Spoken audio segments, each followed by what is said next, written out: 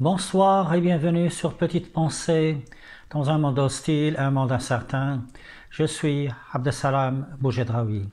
Depuis des milliers d'années, les voix puissantes des philosophes, des sages, s'élèvent contre la guerre, contre la destruction meurtrière des batailles par les armées. Et pourtant, nous autres inhumains, continuons à nous entretuer malgré toutes ces voix qui s'élèvent, malgré tous ces cris de raison, tous ces cris qui appellent à la paix, malgré toutes ces sagesses. Nous continuons à faire la guerre, à nous entretuer, comme je l'ai dit, avec une passion qui n'a pas de limite, une passion morbide, une passion funeste, une passion insatiable.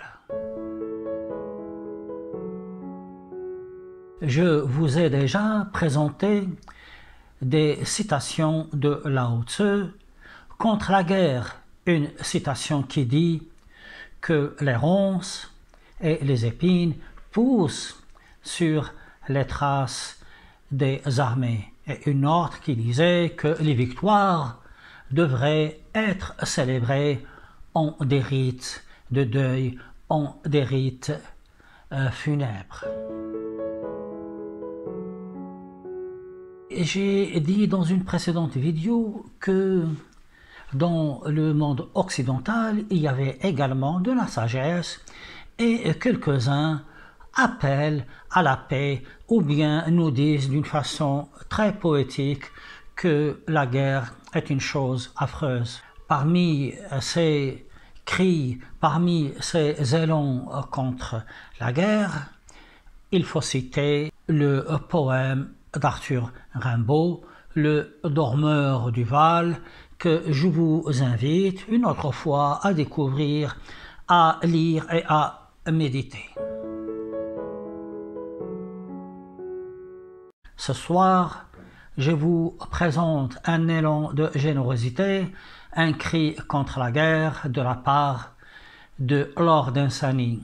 Je vous ai dit dans une précédente vidéo que Lord Dunsany était un immense écrivain, un immense styliste, qui a écrit surtout des romans et des nouvelles traitant de l'étrange. Il est le père spirituel de toute la fantaisie qui va être écrite, entre autres, par Lovecraft. Dans un recueil de nouvelles qui s'appelle Merveilles et démons et que je vous montre,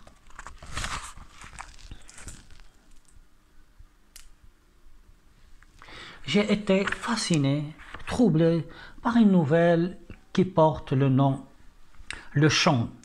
C'est H-A-M-P-S, ce n'est pas le chant comme chanter. Dans Le Chant, il nous parle d'un monsieur qui, lorsqu'il était jeune, avait l'habitude d'aller se promener dans la banlieue de Londres. Maintenant qu'il est, disons, adulte, il a peut-être 25-30 ans, il n'est pas âgé, donc vers la trentaine, il revient après toutes ces années dans la banlieue de Londres où il se promène à bicyclette. Il est attiré par des collines. Et là, il est heureux parce que quand il est à côté de ces collines, il oublie la frénésie de Londres.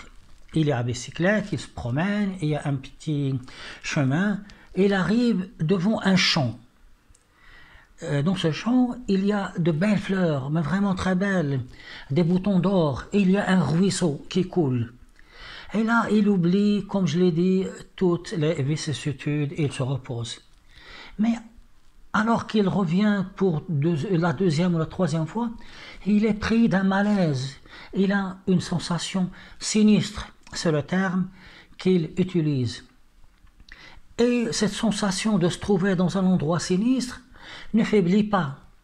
Il revient un an après, il se rappelle ces collines, ce chemin qui le mène vers ce champ, et ce ruisseau, et ces belles fleurs, ces boutons d'or. Il ressent de nouveau un malaise. Mais alors un malaise énorme, Une fois, il a même l'impression que le ruisseau est comme une sorte d'artère où coule du sang. Et qu'il y a quelque chose de terrible là, mais il n'arrive pas à savoir pourquoi. Tout ce qu'il sait, c'est qu'à chaque fois qu'il est dans ce champ, il est pris de quelque chose de morbide, quelque chose de funeste. Il va au village, il demande aux gens, il leur dit, mais un monsieur qui connaît un peu l'histoire, il dit, écoutez, est-ce qu'il s'est passé quelque chose dans ce champ? L'homme qui connaît bien le village lui répond, écoutez monsieur, il n'y a rien de spécial, c'est un champ que l'on connaît, il pousse des fleurs, etc. Il revient 3 ans après, ce monsieur-là donc qui habite là, est de nouveau fasciné, subjugué par ces collines, il parcourt à bicyclette ce chemin, il est de nouveau en face de ce champ, et de nouveau, il ressent un malaise étrange, un malaise indicible.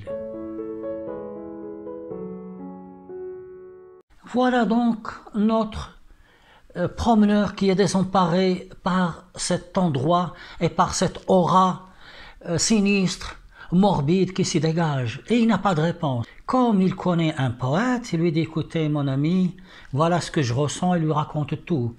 Le poète est intrigué, il l'accompagne vers ce champ. Le monsieur là de Londres reste à l'écart à contempler le champ et son ami, le poète, parcourt ce champ à travers ces belles fleurs, à côté de très beaux ruisseaux.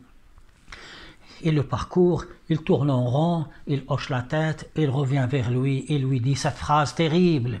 Il lui dit, là c'était un champ de bataille.